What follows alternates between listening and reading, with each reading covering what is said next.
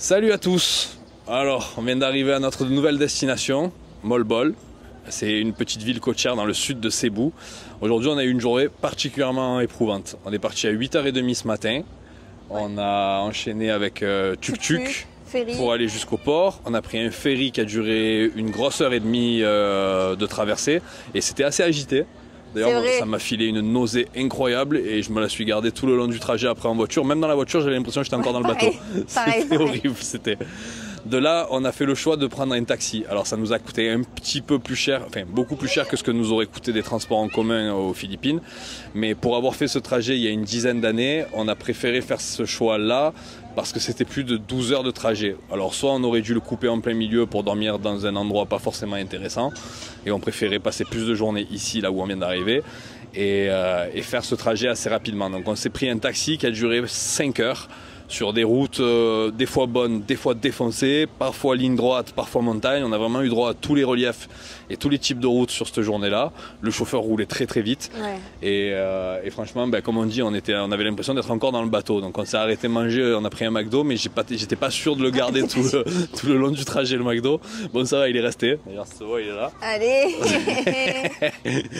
Et donc là, on vient d'arriver à Molbol, comme je vous disais. Et on est dans un tout petit hébergement, enfin tout petit hôtel, la chambre est correcte.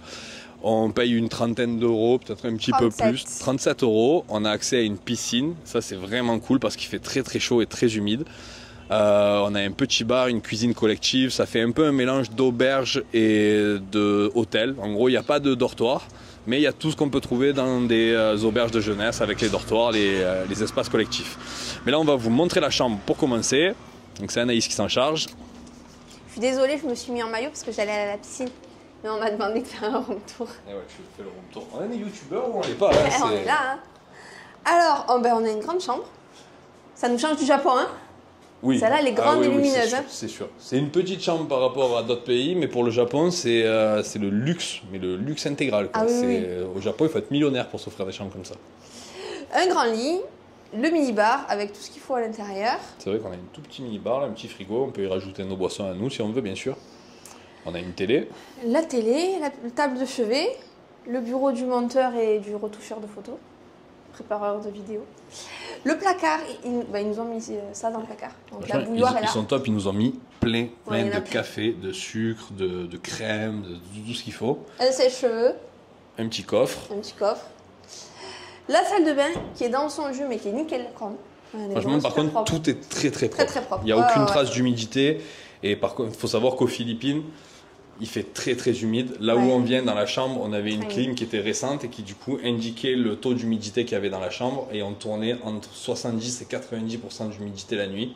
On n'arrivait pas à faire sécher le linge, on n'arrivait pas à sécher nous-mêmes. J'ai les bronches, elles sont humides. Donc là, ça fait du bien d'être dans une chambre où on sent qu'il fait bon et sec. Et donc voilà la salle de bain. On n'a toujours pas trouvé on a toujours pas trouvé la lumière. L'interrupteur, on ne le trouve pas pour l'instant. Classique, hein, un petit lavabo, toilette, une douche à la quasi italienne et rien de plus. Donc voilà la chambre très correcte. Alors certes, par contre, on n'a pas la vue sur la piscine. Nous, ça donne sur le voisinage. Il y a le petit garçon, il est trop rigolo. Le petit garçon qui est juste là, il est trop rigolo. Et on a juste l'entrée de l'hôtel qui est là. Du coup, je vous amène, on va direct à la piscine. Je vous montre aussi le reste de l'hôtel.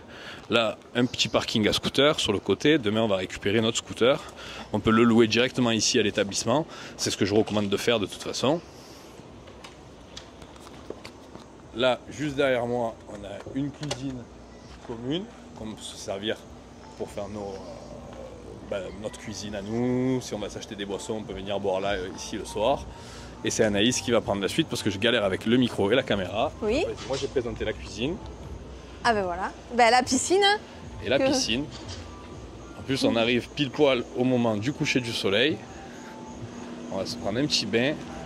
On sent qu'il y a ambiance familiale, qu'on va pouvoir échanger avec les autres voyageurs et tout. Ouais, le propriétaire de l'hôtel est un Autrichien qui est venu s'installer et qui vit aux Philippines. Et il est très gentil, il était plein de bons conseils. On a trouvé de quoi louer des palmes, masques et tubas juste dans la rue.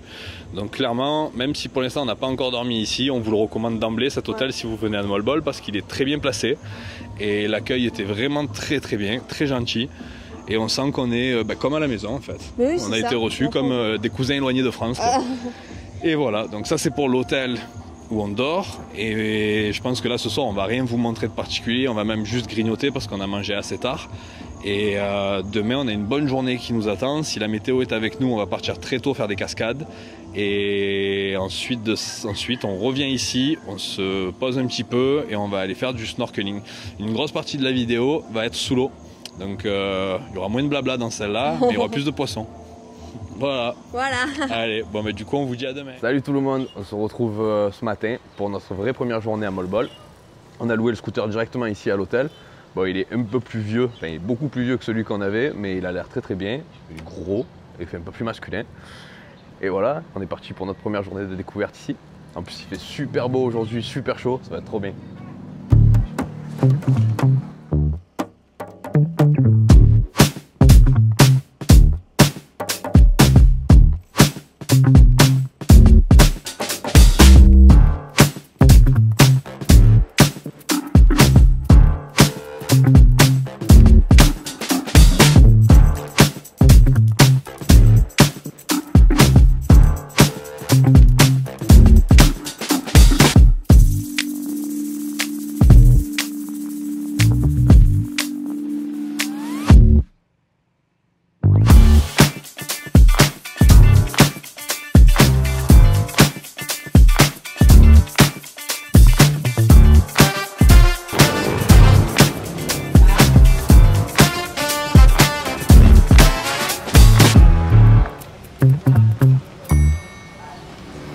C'est assez incroyable ce qui vient de se passer ce matin. La cascade où on va, j'y étais venu du coup il y a 10 ans. Et il n'y avait rien du tout, absolument rien du tout. Et là sur la route, on a été interpellé par peut-être, sans faire le Marseillais, une bonne trentaine d'agences de canyoning. En fait, ils ont développé tout un business de canyoning, de descente dans les cascades, parce qu'il y a plusieurs cascades en fait. Et il y a de la zipline, il y a plein d'activités à faire. Et tout ça, ça n'existait pas du tout aux Philippines il y a encore quelques années en arrière. C'est incroyable la vitesse à laquelle ils se sont développés. Et je sais pas, on va voir ce que ça donne sur place. J'espère qu'elle est quand même encore restée un petit peu agréable et pas trop surchargée. Mais c'est ouf la vitesse à laquelle ils se sont développés, quoi. C'est vraiment impressionnant.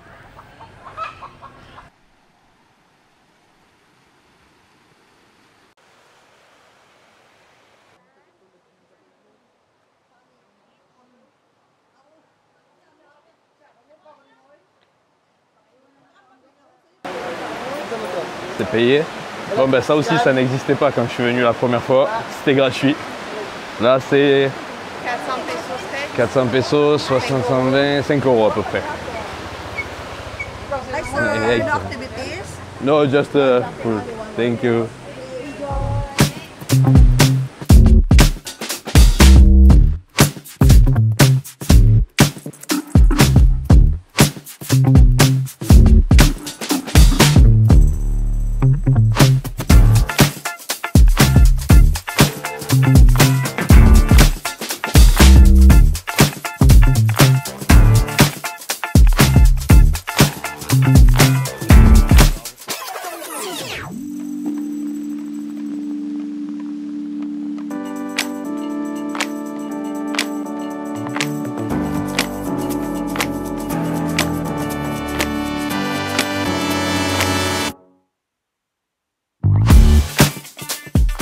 Bon, la déception elle est immense. Hein. C'était une très belle cascade, c'était un très bel endroit. Ça a dû le rester probablement encore quelques temps après ma visite il y a 10 ans. Mais là c'est devenu un attrape-touriste à la con. C'est-à-dire que vous payez plutôt cher l'entrée par rapport aux Philippines. Et tout est bétonné, il n'y a plus rien de naturel. C'est juste pour vous vendre des sauts en canyoning. La plupart de la cascade, le contour de la cascade est bétonné. Et ça la rend beaucoup moins belle que ce qu'elle était avant. Avant c'était des petites cabanes en bois, c'était sauvage, on pouvait venir se caler en famille avec entre amis et venir manger un bout au bord de la cascade, profiter toute la journée. On pouvait se baigner librement, il y avait des gilets de sauvetage et un maître nageur pour ceux qui ne savent pas nager. Là c'est devenu obligatoire et il est hors de question que je m'enfile un gilet de sauvetage pour aller patauger dans une flaque. Donc voilà, grosse déception pour cette cascade. Elle s'appelle Kawasan Fall. et on la recommande, mais alors vraiment pas. Sachant que si on cherche bien, je suis sûr qu'on en trouve autour qui sont moins chers et beaucoup moins, je sais pas comment dire, touristiques et attrape-con en fait. C'est vraiment dommage. On a trouvé une solution. Solution pas faux folle, mais on a trouvé une solution. En fait, on avait le droit de se baigner que dans la cascade principale qu'on vous a montré, sauf qu'on a bifurqué sur un petit chemin, on a longé la rivière et on va se caler ici, sur ce spot. Elle a l'air assez profonde et on va se baigner un peu et on va profiter un peu ici sans les gilets de sauvetage et sans toute leur réglementation à la con. Donc franchement, on la recommande toujours pas parce que payer aussi cher pour juste venir se baigner dans une rivière aux Philippines, c'est une aberration. Mais il n'empêche qu'elle est très belle, qu'elle est bleu turquoise quasiment comme la mer. Et enfin, moi j'avais vu que ça ici, quoi. J'ai jamais vu de cascade ou de rivière aussi bleue. Et voilà. Mais bon, ça n'empêche que c'est quand même très décevant. Kawasan Fall, ne venez pas.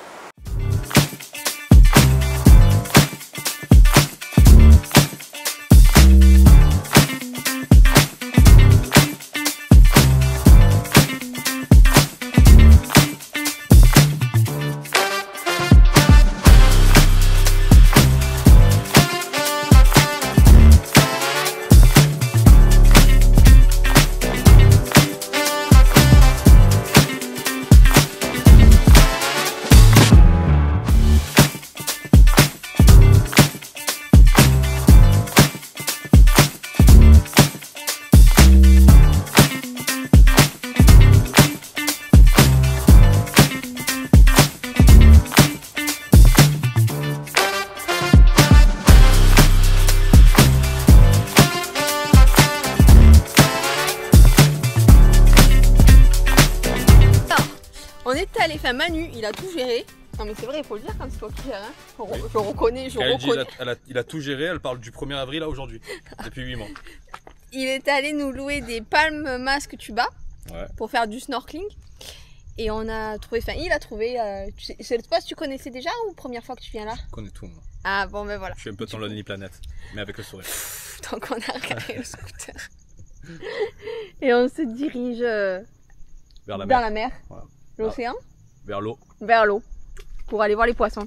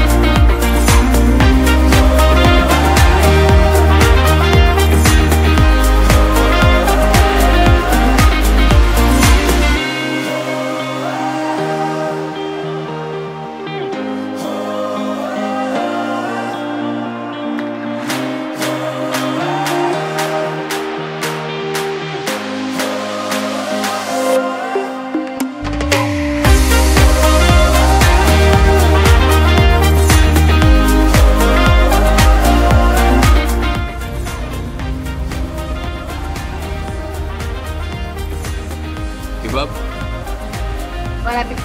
Merci.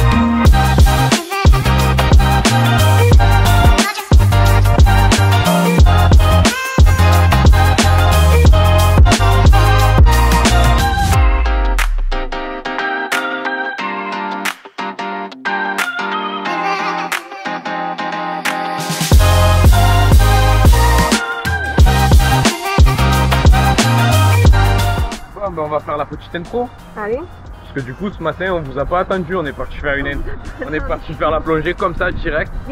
Alors on est allé voir des sardines et des tortues. On est assez mitigé sur le truc hein, quand même parce que c'est vraiment devenu une grosse industrie molbol. C'était très joli il y a longtemps, mais là ça a vraiment été saccagé et on voit que ils font vraiment pas attention à grand chose. Par exemple j'ai gueulé sur une femme ce matin qui allait pour toucher une tortue, j'ai gueulé tellement fort dessus, je crois qu'elle était pétrifiée dans l'eau, elle était à deux doigts de couler la con. Et ouais voilà, enfin, je pense que ça pourrait être mieux fait. Bref, ce matin on s'est levé tard, on profite un peu, hein, on est au rythme des îles. On est parti à 9 h, on va retenter l'expérience demain à 6 h du matin. Je pense qu'il n'y aura personne et qu'on sera beaucoup plus tranquille. Et en plus c'est le moment où les sardines remontent à la surface pour se nourrir. Donc ça risque d'être plus sympa. Et là il est 11 h 15, on a fini le bain. On va aller déjeuner des mangues et des mangoustines qu'on vient d'acheter sur le bord de la route. On en a eu pour 2 €, 2 mangues et 4 ou 5 mangoustines. Donc ça va, c'est un peu plus cher que de là où on vient, paradoxalement, parce que pourtant l'île est plus grande à Cebu. Mais bon, c'est vraiment devenu the place to be, Molbol. Je reconnais absolument rien, j'en discutais avec le propriétaire de l'hôtel, il m'a dit ouais, effectivement si tu es venu il y a 10 ans, c'est le jour et la nuit. On est passé du village de pêcheurs à la station balnéaire et ça fait un peu bizarre. Maintenant ça reste agréable, c'est sympa, il y a des jolis spots de snorkeling mais il faut vraiment s'éloigner de ceux qui sont connus. Et hier on a plongé l'après-midi, on a vu aussi de beaux récifs et du corail qui était encore en bon état à certains endroits. Mais faut pas se voiler la face, la plupart du corail est en train de mourir. D'ailleurs dans tous les plans vidéo que vous allez voir sur cette vidéo, le corail qui est blanc, c'est du corail qui est à l'agonie ou alors qui est déjà mort. Et c'est assez triste parce que franchement c'est des couleurs magnifiques normalement, c'est vert, bleu, rose, jaune, c'est vraiment magnifique, c'est un arc-en-ciel de couleurs. Et là, il est en train de mourir, mais ça c'est un fait commun à la planète entière. La grande barrière de corail en Australie, elle est en train de mourir.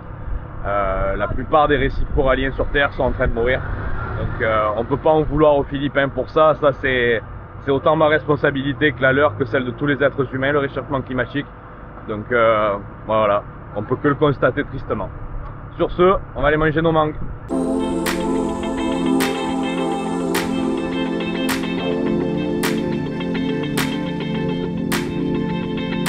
au programme de cet après-midi, c'est quoi alors?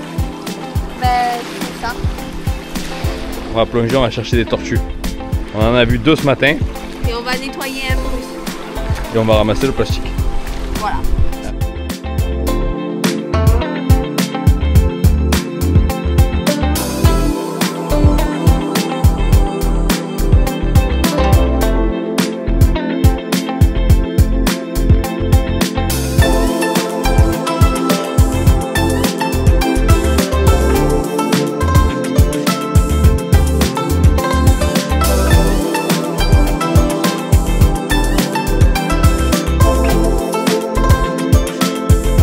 Salut tout le monde, on se retrouve pour notre dernière journée à Molbol.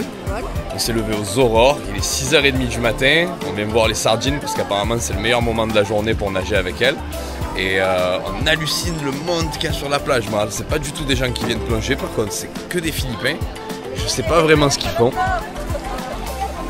Ils sont tous au bord avec leur filet, un petit épuisette. Je crois qu'ils les attrapent à la main les sardines de bon matin. Ma foi. Bon, ben on va aller voir sous l'eau ce qui les a attirés ici. Et c'est parti. Et le programme du jour aujourd'hui, ça va être détente et plage. Et ce soir, on vous montrera un peu la vie nocturne de ce village de pêcheurs qui est devenu une grosse boîte de nuit géante le soir. Ouais, c'est un peu le boxon. On vous fera quelques images de ça ce soir. Allez, c'est parti. Oh, il y a tout le monde qui s'est mis à courir d'un coup.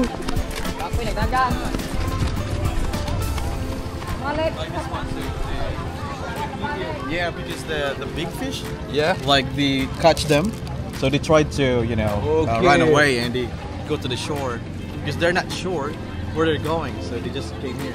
Okay. So we were just sitting here, drink some coffee, and the fish will come here and we get something. Like again here. Bon, on a compris pourquoi ils sont tous là du coup, c'est pour la pêche. Les gros poissons ils font peur aux sardines, les sardines elles arrivent facilement au bord et ils les récupèrent avec un petit filet. Ah, tu nous filmes avec notre dégaine de plongeur? Exactement. C'est beau. Allez, c'est parti.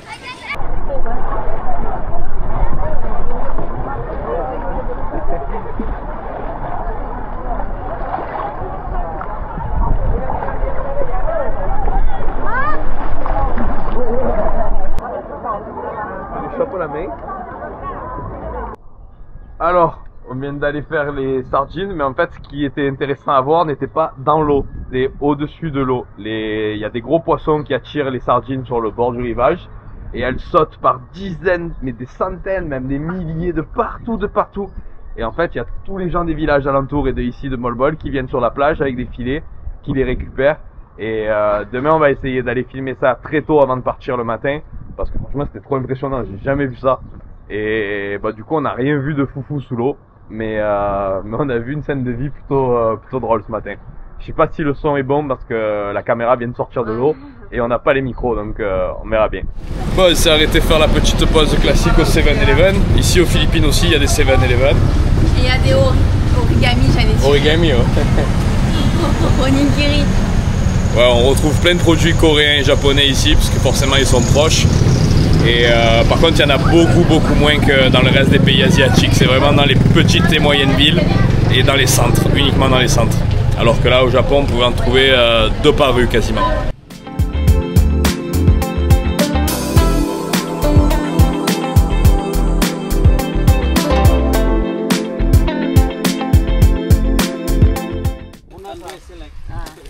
Our chef.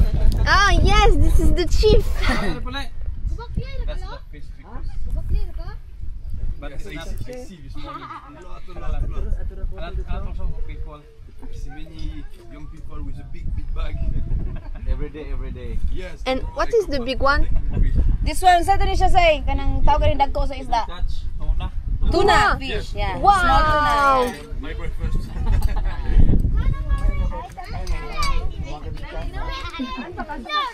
On a été invité à boire un coup par cette famille qui sont adorables. Thank you so much for everything.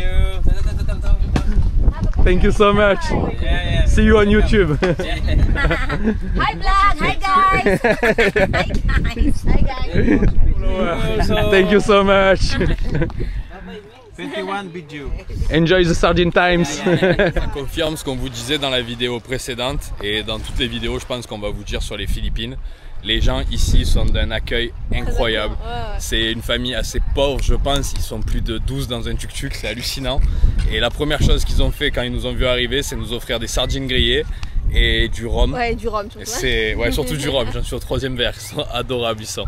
Et voilà, du coup on leur a donné notre chaîne YouTube, on les mettra dans le montage pour qu'ils se voient dedans, ils seront contents.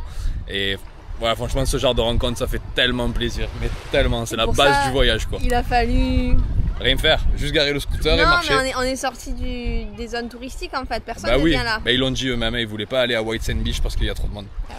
Donc voilà, juste éloignez-vous des plages les plus connues parfois et vous arrivez dans des endroits fantastiques avec des gens qui sont tout aussi fantastiques que l'endroit. Voilà, sur ce on va vous faire une belle photo de couverture ici. Tu bois du rhum? C'est dégueu. C'est pas dégueu. Ah. Salut.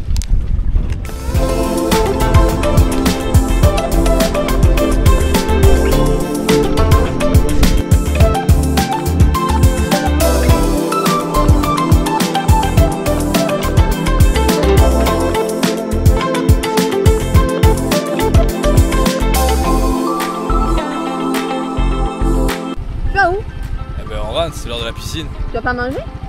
Si, on va manger, ouais, c'est vrai, il faut manger. Surtout qu'avec les 3 rhums, là, ça commence à creuser. Ah bah tiens, non. Je suis éclaté.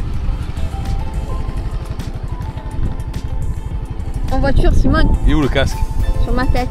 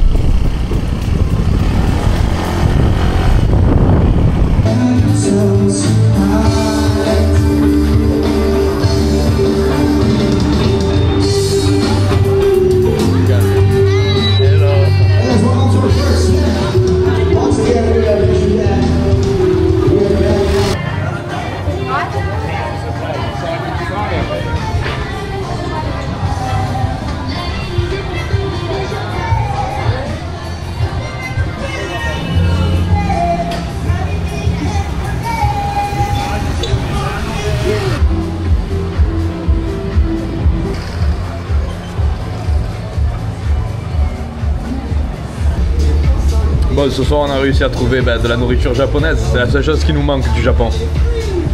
Et encore, franchement, la nourriture philippine est très très bonne. Ouais, c'est vrai que c'est bon, on mange bien. On mange très très bien.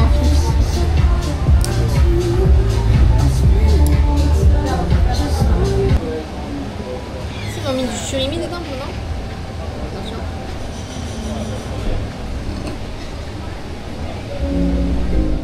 Bon alors on a voulu vous filmer la vie nocturne de Molbol. Et en fait on arrive après la guerre parce qu'on est dimanche soir, à la fin d'un week-end de 3 jours, c'était les fêtes de la Toussaint et d'Halloween. Et c'est particulièrement bien célébré ici aux Philippines. Et en plus de ça il y a un gros orage qui arrive. Donc en fait ce soir c'était très calme. Bon, on vous a quand même fait quelques plans de la ville, mais ça reflète pas du tout l'ambiance qu'il y avait ces derniers jours. Et c'est ici qu'on va terminer la vidéo, dans la chambre. On est en train de préparer nos sacs et nos affaires pour partir demain, nouvelle destination, à Oslob. Pas grand intérêt, mais c'est là-bas que la famille d'Anaïs va nous rejoindre. Donc c'est stratégique pour nous de les attendre à cet endroit-là avant d'aller à la prochaine destination après Oslob. Et que vous dire sur Molbol? Toi, tu en as pensé quoi?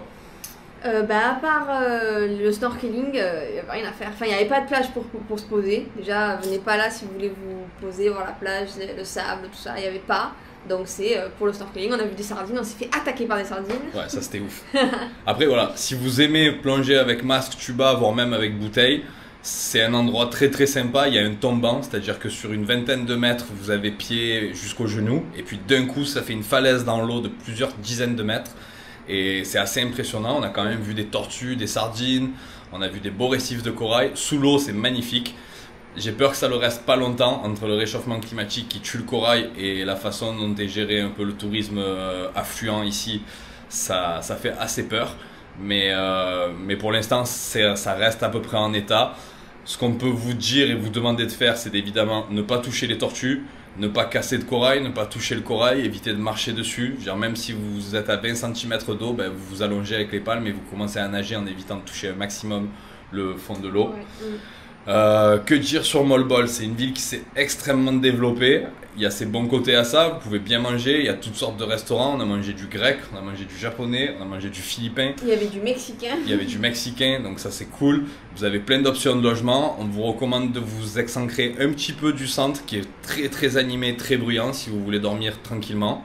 Ça a aussi ses mauvais côtés, on a vu des enfants très très jeunes, surtout des petites filles qui travaillent le soir, qui vendent des bracelets dans les restaurants et qui font ça quasiment tous les jours, ça fait vraiment de la peine. On a également vu, et alors là je vais être particulièrement sévère, une forme de tourisme sexuel qui pue la merde. C'est-à-dire qu'aux Philippines, il y a énormément de couples mixtes. Et attention, je m'entends, il y a des couples qui ont la même tranche d'âge. Il y a des jeunes de 20-30 ans avec des Philippines de 20-30 ans, c'est des couples magnifiques, ça fera des enfants métis magnifiques et on leur souhaite tout le bonheur du monde. Il y a des couples de personnes âgées qui viennent se mettre en couple avec des Philippines d'un certain âge et tant mieux pour eux s'ils sont heureux et qui permettent de rendre heureuse une femme des Philippines, très bien. Mais malheureusement, ça c'est qu'une minorité. La plupart du temps, ce qu'on voit, c'est des hommes d'un certain âge, 40, 50, voire plus, qui sont en couple avec des Philippines très très jeunes et qui se baladent avec elles de façon très fière et ostentatoire. Si vous faites partie de ces personnes et que vous tombez sur cette vidéo, sachez que vous êtes le ramassis de merde du fin fond de la cuvette. Non, vous êtes ce que l'humanité a fait de pire depuis 2000 ans. Je vous méprise et je vais éviter de déraper de trop, parce que apparemment j'ai déjà un peu dérapé, mais là pour moi je suis au plus bas. Vous êtes des sous-merde. Voilà.